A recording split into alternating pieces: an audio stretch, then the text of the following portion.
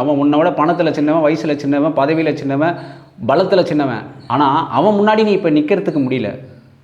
சிவாய நமக. திருச்சிற்றம்பலம். நான் உங்கள் திருவாசகன். தாயை சிறந்த தயாவன தத்துவனே அப்படின்னு சொல்லி சுவாமியை சொல்கிறார். அப்படின்னா எதனால்? நான் உங்கள் அம்மாவை பார்த்துக்கிட்டது நான் தான். இன்றைக்கி உங்கள் அம்மா தான் நீ கடவுள்னு நினச்சிட்டு இருக்க.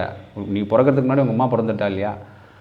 அவளை பார்த்துக்கிட்டது நான் தான். உங்கள் பாட்டியை பார்த்துக்கிட்டது நான் தான். அதுக்கு முன்னாடி இருந்த கொள்ளு பாட்டியை பார்த்துக்கிட்டது நான் தான். இனி வரப்போகிற சந்ததிகளை பார்த்துக்க போகிறதும் நான் தான். 9 வாயிற்குடிலை மலங்க புலனைந்தும் வஞ்சனையை செய்ய உன் விலங்கு மனத்தால் விமலா உனக்கு கலந்த அன்பாகி கசிந்து உள்ளுருகும். நலம்னா என்ன அர்த்தம்? நலம்னா பணம் இருக்கும், ஆனால் அது நலமான பணமாக இருக்கணும். ஆரோக்கியம் நலமாக இருக்கணும்னா நான் 10 நாளைக்கு நல்லா இருப்பேன்றது கிடையாது, 10 வருஷம் வரைக்கும் நல்லா இருப்பேன் அப்படின்றதா. நலமே நலமாக இருக்கணும்.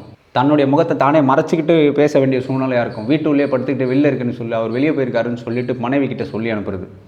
நலம்தான் இல்லாத சிறியேருக்கு நல்கி. அவன் உன்னை விட பணத்தில் சின்னவன், வயசில் சின்னவன், பதவியில் சின்னவன், பலத்தில் சின்னவன். ஆனால் அவன் முன்னாடி நீ இப்போ நிற்கிறதுக்கு முடியல. மறைஞ்சி போயிட்டு இல்லை வெளில போயிருக்காருன்னு சொல்லுன்னு. நலம்தான் இல்லாத, இப்போ அவன் தான் பெரியவன், நீ கோழை. நலம்தான் இல்லாத சிறியேருக்கு நல்கி நிலம் தன்மேல் வந்தருளி நீழ்கடல்கள் காட்டி. சுவாமி கீழே இறங்கி காட்டுறாரு. டேய், எதுக்காகடா பயந்த? ஏன் பயந்த? நீ கோழை இல்லை. சின்ன சின்ன விஷயத்துக்காக பயப்படாத. இதை விட பெரிய பெரிய ஒரு விஷயம் இருக்குது, அதை பாரு அப்படிங்கிறார். பெரிய விஷயம்னா என்ன? சிவபுராணம். அது மிகப்பெரிய புராணம், அது பெரிய புராணம்.